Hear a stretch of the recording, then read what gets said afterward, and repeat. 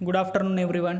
आता आपण electrical substation practices या सब्जेक्टचं 5वं प्रॅक्टिकल बघणार आहोत, ज्याचं टायटल आहे मेजर दी अर्थ resistance of 11/0.44 kV substation and compare with standard values and prepare the report for improvement in the earth resistance. Okay, so मला ह्या प्रॅक्टिकलमध्ये बेसिकली काय करायचं आहे, अर्थ रेजिस्टन्स जे आहे सबस्टेशनचं ते मेजर करायचं आहे आणि ते जर कमी असेल किंवा कमी जरी नसेल आणि मला इम्प्रूव्ह करायचं आहे अर्थ रेजिस्टन्स, तर ते इम्प्रूव्ह करण्यासाठी काय काय करायला हवं त्याच्यावरती एक रिपोर्ट प्रिपेअर करायचा आहे. ओके, सो अर्थ रेजिस्टन्स इम्प्रूव्ह करण्यासाठी ज्या काही मेथड्स असतात त्या तुम्ही ह्या रिपोर्टमध्ये बघू शकतात. बघा, याच्यामध्ये आपण 3 मेथड लिस्टेड केलेले आहेत, ज्याच्यामध्ये पहिली जी मेथड आहे तिचं नाव आहे लेंथनिंग दी अर्थ इलेक्ट्रोड इन दी अर्थ, दुसऱ्या मेथडचं नाव आहे यूज दी मल्टिपल रॉड्स आणि तिसऱ्या मेथडचं नाव आहे ट्रीटमेंट ऑफ दी सॉईल.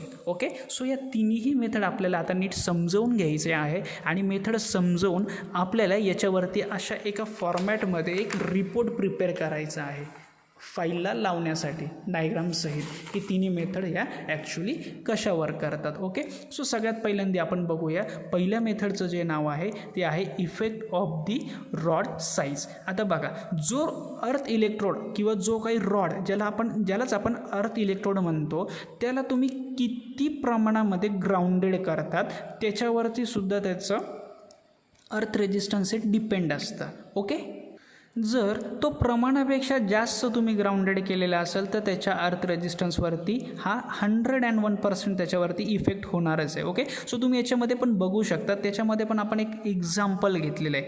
आता याच्यामध्ये जे एक्झाम्पल बघितलं आहे त्याच्यामध्ये बघा, तुम्हाला एक सांगतो, जर बघा काय म्हटलं यांनी, in general doubling the rod length reduces the resistance by about 4%. आता एक एक्झाम्पल घेऊन त्यांनी सांगितलं आहे बघा, not that the rod driven 2 feet down has the resistance of 88 ohm. जर आपण एखादा रॉड घेतला आणि त्याला 2 फीट आपण काय केलं, ग्राउंडेड केलं आणि त्याचं रेजिस्टन्स जर मेजर केलं तर ते किती दाखवतं आपल्याला, 88 ओहम दाखवतं. आणि सेम रॉड आपण अजून 2 फीट खाली त्याला आपण ग्राउंड केलं, म्हणजे टोटल आता किती झाला, 4 फीट तो ग्राउंडेड झाला, तर त्याचं अर्थ रेजिस्टन्स काय होतं, हे डिक्रीज होतं आणि ते आपल्याला किती बघायला मिळतं, ते 50 ओहम इतकं मेजर करायला मिळतं. बघा इथे दाखवलेलं आहे, it is near about 50 ohm. So using the 40% reduction rule. Okay, 40% जर तो रिडक्शन होतो, आधी 88 मिळत होता, मग 88 × 0.4 म्हणजे किती, 35 ओहम अर्थ रेजिस्टन्स काय होतं तिथे लॉस होतं. सो सगळ्यात महत्त्वाचा फॅक्टर याच्यामध्ये आपल्याला काय लक्षात येतो की रॉड साईज तुम्ही किती ग्राउंडेड करत आहेत आणि किती प्रमाणात करत आहेत. जर ती स्टँडर्ड रेटिंग इतकीच किंवा रिक्वायरमेंट इतकीच जर प्रॉपरली ग्राउंडेड केली तर आपला अर्थ रेजिस्टन्स हे मेंटेन राहतं. आणि जर तो जास्त ग्राउंडेड झालेला असेल आणि अर्थ रेजिस्टन्स आपल्याला मेजर केल्यानंतर ते कमी मिळतं आहे, तर त्याची जितकं तुम्ही ज्याला ग्राउंड केलं आहे त्याला थोडंसं अनग्राउंड करा, जेणेकरून तुमचा अर्थ रेजिस्टन्स जो आहे तो काय होईल, इम्प्रूव्ह होईल. ओके, सो सेकंड स्टेप बघूया. सेकंड स्टेप काय आहे, use the multiple rods. Okay, multiple rods. आता काय केलं आहे, दुसऱ्या मेथडमध्ये आपण काय करू शकतो, मल्टिपल रॉड्स यूज करायचे. मल्टिपल रॉड्स म्हणजे काय, एकाच्या जागी आपण सपोज 2 रॉड यूज करू आणि 2 रॉड आपण काय करू, पॅरललमध्ये कनेक्ट करू. ओके, याच्यामध्ये पण त्यांनी तेच सांगितलं बघा, 2 well space rod driven into the earth provide the parallel path, they are effect the 2 resistance in parallel. त्याच्यामुळे काय, जो काही इक्विव्हॅलंट रेजिस्टन्स आपल्याला मिळणार आहे तो पहिल्यांदा 2 रेजिस्टन्स हे पॅरलली डिवाइड होईल आणि त्याच्यानंतर आपण तो इक्विव्हॅलंट रेजिस्टन्स कॅल्क्युलेट करू. ओके, म्हणजे एकच याच्यावरती लोड न येता तो काय करतो, आपण पॅरलली बॅलन्स करतोय दोन्ही रॉडवरती सेम, आणि मग इक्विव्हॅलंट रेजिस्टन्स आपण मेजर करणार.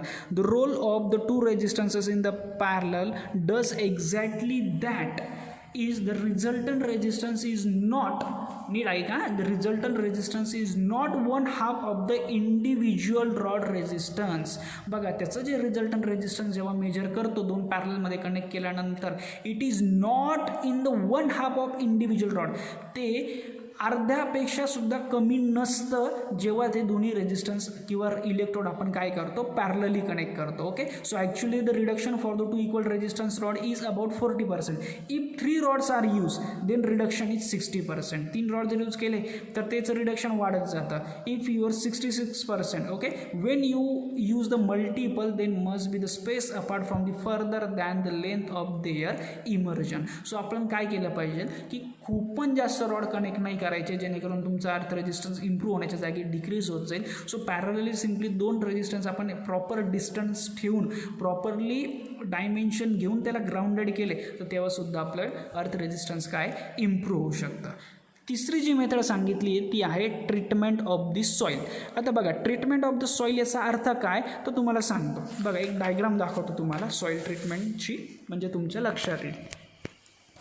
बघा ही डायग्राम बघा, सॉईल ट्रीटमेंट आहे, हा अर्थ इलेक्ट्रोड आहे, त्याच्या एका बाजूला आणि दुसऱ्या बाजूला तुम्ही बघू शकतात आपण सॉईल ट्रीटमेंट केलेली. ओके, आता हा जो इलेक्ट्रोड आहे या इलेक्ट्रोडला बघा याची लेंथ दिलेली आहे, it is not less than the 8 feet. Okay, हा 8 फीटपेक्षा काय पाहिजे कमी नको. त्यानंतर काय इकडच्या साईडला एक सॉईल ट्रीटमेंट आहे आणि या साईडला पण आपण काय केलेलं आहे सॉईल ट्रीटमेंट दिलेली.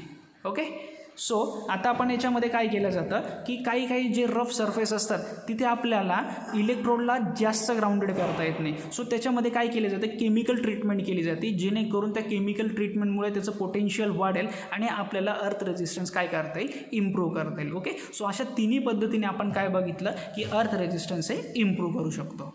थँक्यू.